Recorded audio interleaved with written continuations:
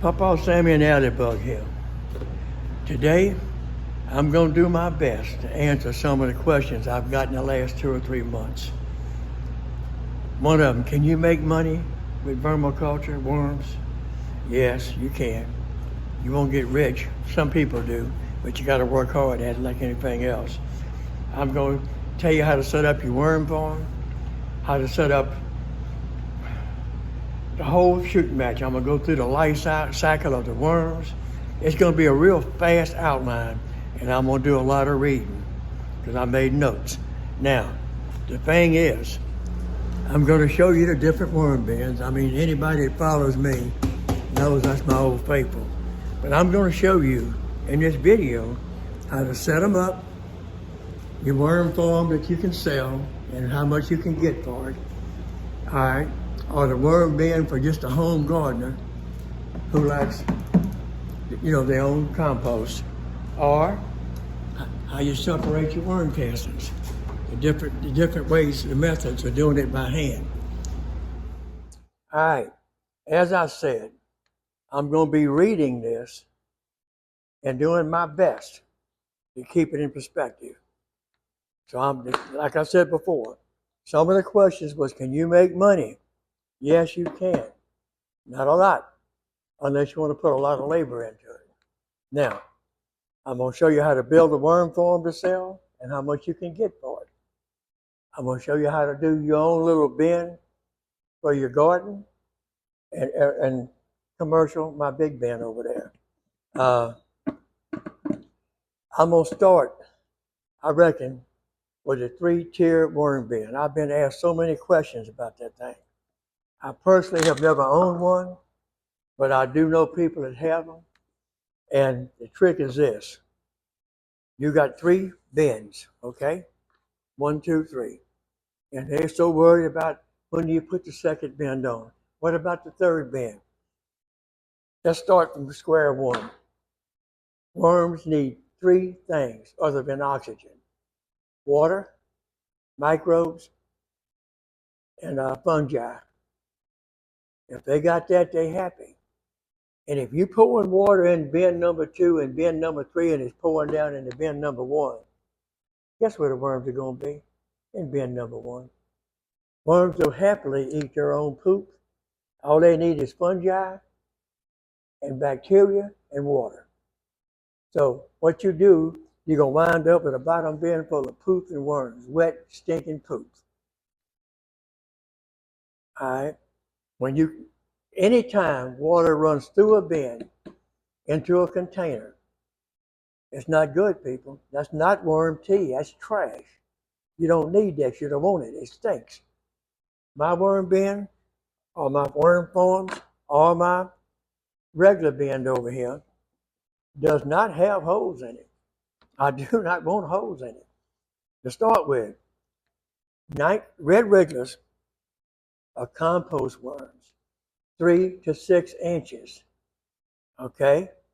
All you have to do is every 2 or 3 days spray a little bit of water on that top layer. Because you want them worms up there eating. Okay? All right? That's number 1. Actually, in my way of thinking, the best bin, if you just have to go out and buy an expensive bin, is the green hunger bin. If you treat that bin right, it will give you the prettiest, cleanest castings you ever seen. And if you don't treat it right, you're going to be like the other 99% of the people. It stinks. I can't leave it in the shed. I can't even get around it. It stinks so bad. They're doing it wrong. Okay, now, to get on with what we talked about this morning, and I'm reading notes because there's a lot to go through.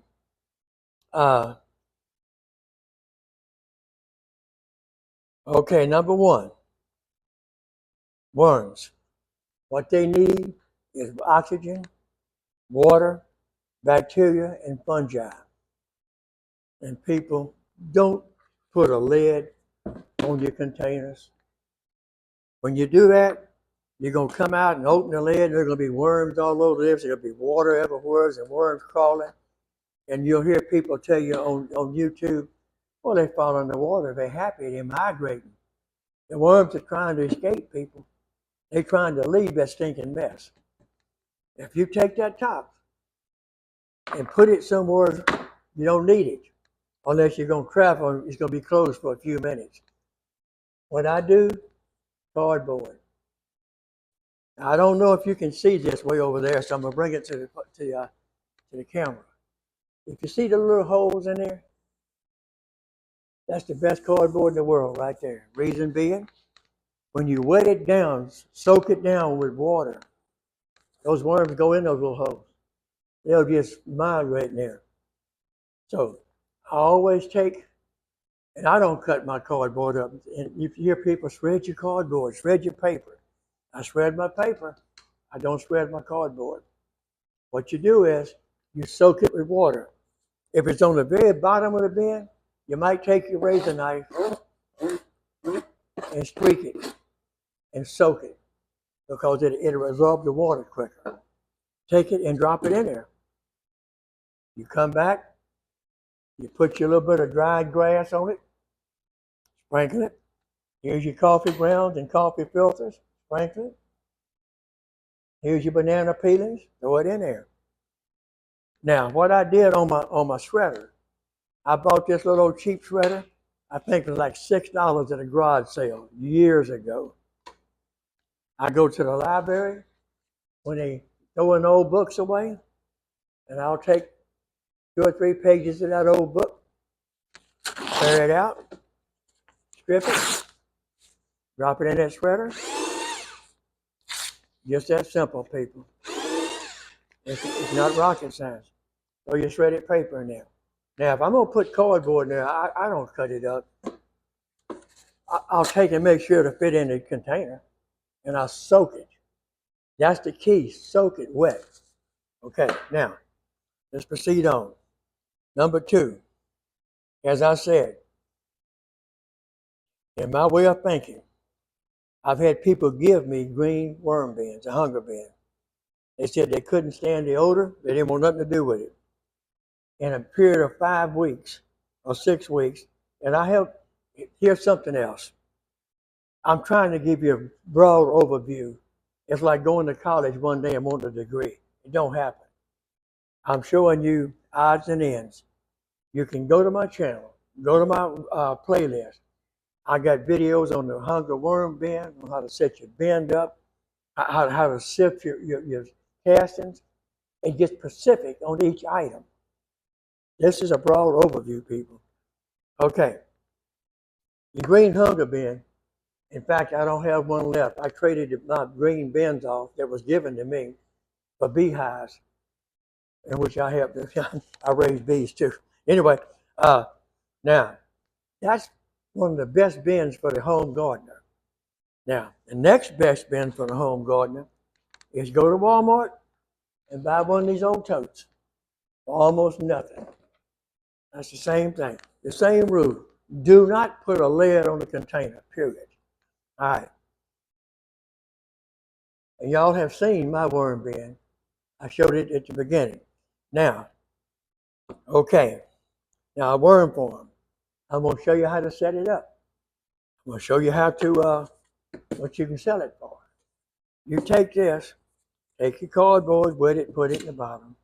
Back to the same routine. Here's your grass, your dried grass. Make sure it's dry, not green, and go through a heat. Here's your coffee grounds. In the corner over here, I have a bag of peat moss. I use very little. That's just to start the bin, maybe 3 or 4 handfuls. Then I'll take and go to my big bin and take some of the castings out of it to get the bacteria started and throw it in there, a couple of handfuls. All right? And that gets this started. When you get all your bottom cardboard, your material, come back on top. Another wet cardboard on top. Note, way smaller than the bin, way smaller. You don't want this bin covered. This just gives the worms something to come up to, and they're happy. That's all you need. Now, you can go to Dollar Tree and get this container right here for $5. Number 1 rule on the container, make sure it's dark. Worms don't like light. Red wigglers will actually die if they're in the light long enough. You get something that light don't travel through. Okay, that's number one. You come home, you in a container this size, you could put 1,000 worms if you wanted to push it. I wouldn't go over 500. That's a half a pound. Red wigglers, when you buy them online, a pound of red wigglers plus or minus 1,000 worms. Little bitty worms might be 1,000, 1,200. It might be 1,200.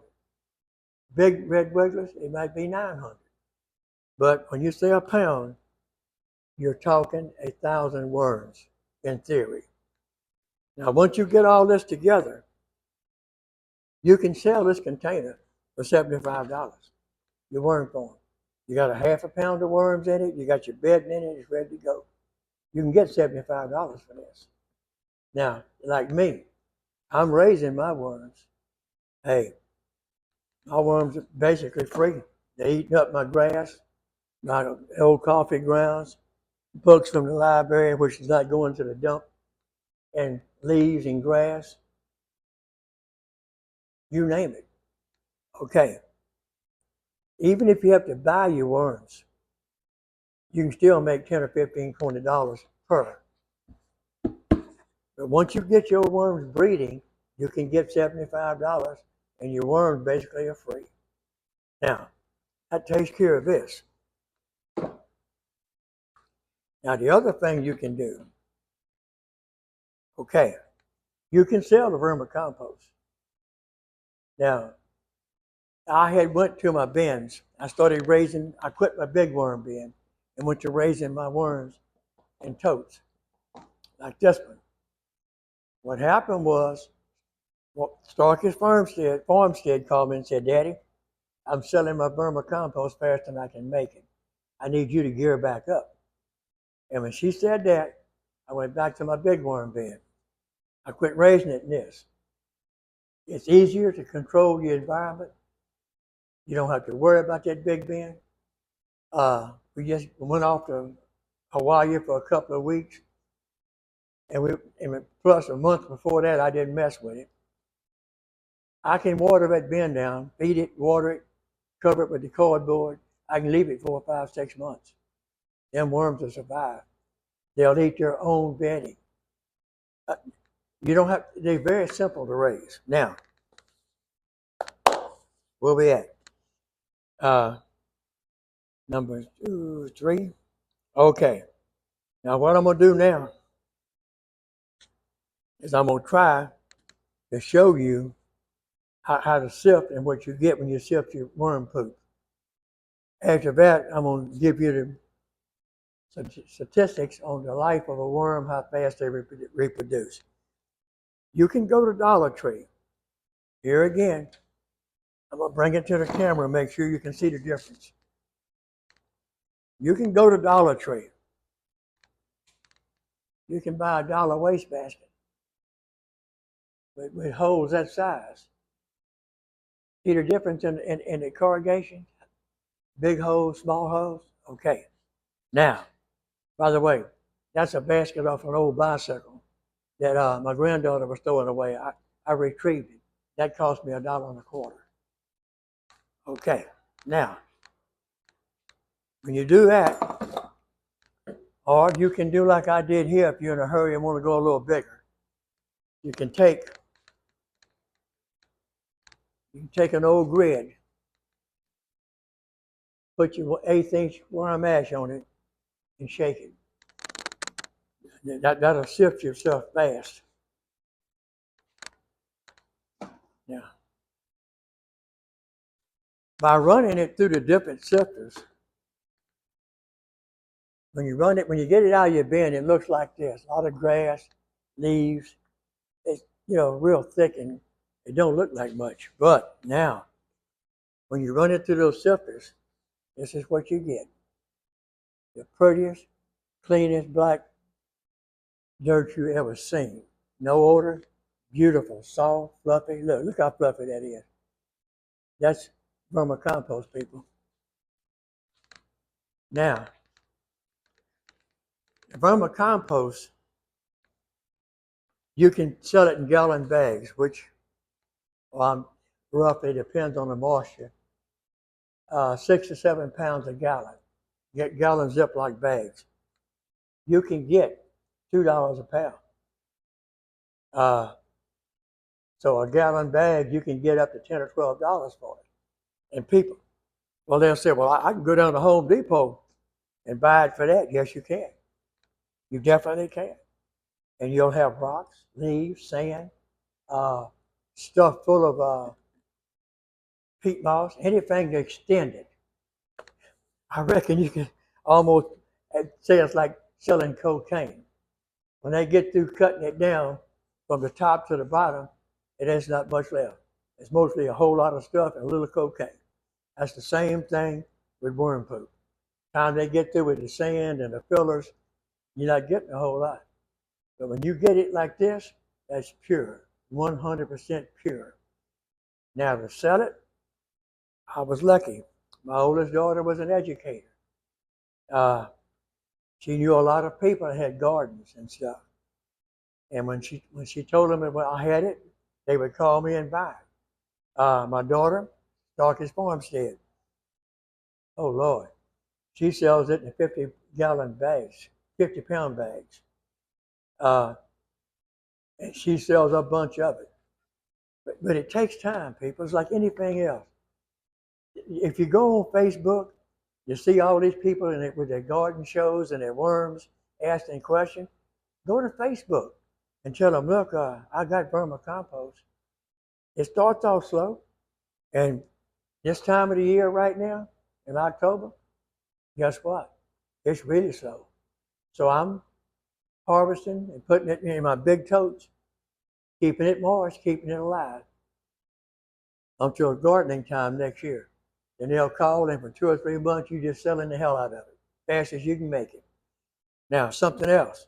When you buy it at Home Depot, those bags are sealed. People, this is a living organism. If you take this and seal it off without air, it's going to die. That needs moisture and air, and it'll just keep right on playing as long as you want it to, under the right conditions. Now, I hope I covered everything. Oh, your worms.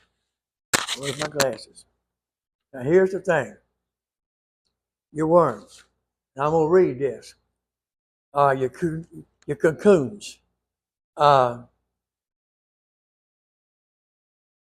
Your worms.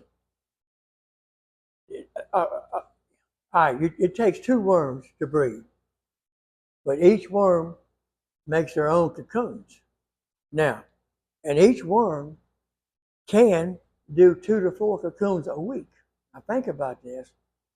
They breed and drop their cocoons 2 to 4 times a week. So one worm will drop 4. Now, they'll hatch in 4.5, and here's the trick, 4.5 to 11 weeks. Depends on conditions, the moisture, the temperature. But those cocoons are laying almost bone dry for days, weeks. Add water and they'll hatch. All right. Now each cocoon, when they hatch, on the average, they'll have 3 worms per. Sometimes more, sometimes less. So now, and these worms are mature at 3 months, 2 to 3 months, about 90 days, say. All right. And at 90 days, they'll mate. All right. Each worm produces its own cocoon. All right. Put it down bluntly. One worm can produce 468 young per year if the conditions are right. And during that time, they're young, some of them will start hatching. So they multiply real fast.